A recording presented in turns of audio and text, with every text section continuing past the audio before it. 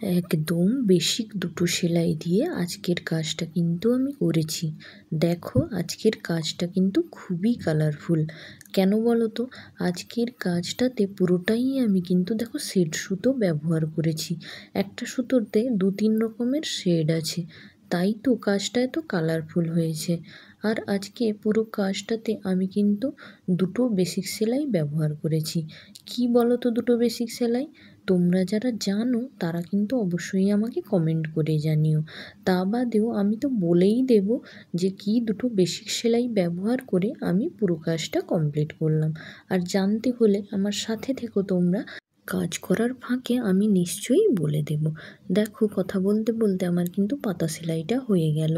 এই পাতা সেলাই করতে আমি আইরো ব্র্যান্ডের একটা সুতো ব্যবহার করেছি, আর দুতার সুতো নিয়ে পাতাটা কমপ্লিট করেছি। দেখো এখানে দুতার সুতো দিয়ে পাতাটা কমপ্লিট করতে পাতাটা কতটা সুন্দর লাগছে। এরপরে কিন্তু আমি ফুল সেলাইতে চলে আসবো। আর এই ফুল সেলাইতেও আমি কিন্তু একটা সেট সুতো ব্যবহার করেছি। এটাও একটা আইরো ব্র্যান্ডের সুতো। আর এখানে ফুল সেলাই করার ক্ষেত্রে কিন্তু আমি কোনো সুতো আলাদা করিনি। পুরো যে ছতার সুতো হয়, পুরো ছতার সুতো নিয়েই কিন্তু আমি ফুলটা তৈরি করছি।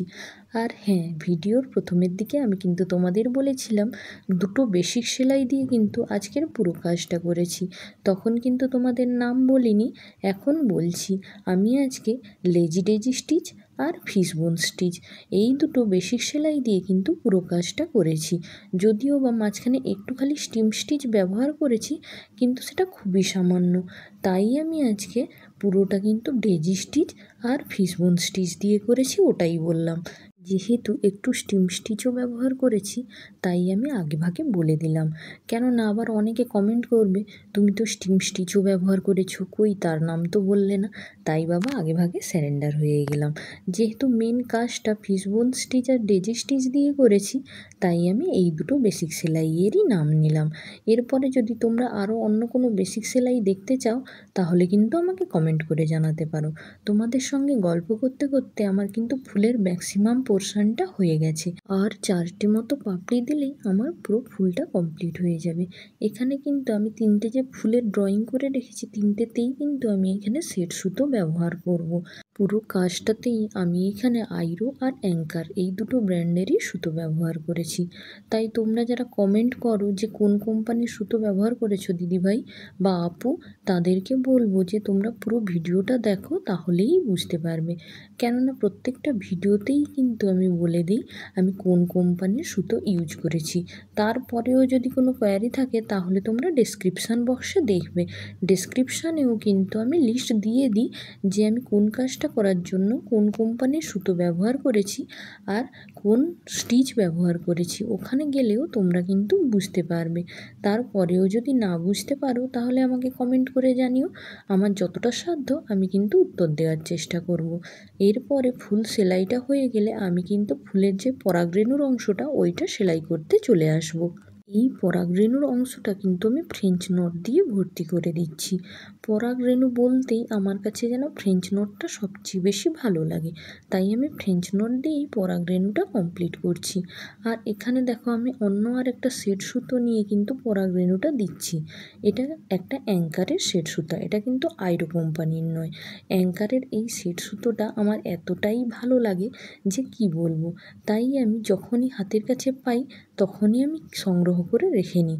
দাম একটু বেশি পড়ে ঠিকই, কিন্তু এত সুন্দর একটা সুতো দেখে লোভ সামলানো যায় না। আমাদের তো এটাই দুর্বলতা বলো, যদি কোনো ভালো কালারের সুতো দেখতে পাই তাহলে ঝপাং করে নিয়ে নিই। পকেটে কত টাকা আছে সেটা আগে দেখার প্রয়োজন বোধ করি না, আর তারপরে সুতো কিনতে গিয়েই সব টাকা শেষ। দেখো কথা বলতে বলতে আমি স্টিম স্টিচ দিয়ে কিন্তু একটা ছোট্ট ডাল করে ফেললাম। আর ডাল করে নেওয়ার পর তার চারদিকে কিন্তু আমি আবার লেজি ডেজি স্টিচ ব্যবহার করে ছোট্ট ছোট্ট পাতা করে ফেলবো। এই লেজি ডেজি স্টিচ দিয়ে পাতাগুলো করলে পাতাগুলো কিন্তু দেখতে সুন্দর হয়। কি সুন্দর লাগছে দেখো। আর আমি এখানে কিন্তু বড় পাতাগুলো করতে যে সুতোটা ব্যবহার করেছি, ওই একই সুতো ব্যবহার করেই এখানে লেজি ডেজি স্টিচের মাধ্যমে ছোট ছোট পাতাগুলো করে নিচ্ছি।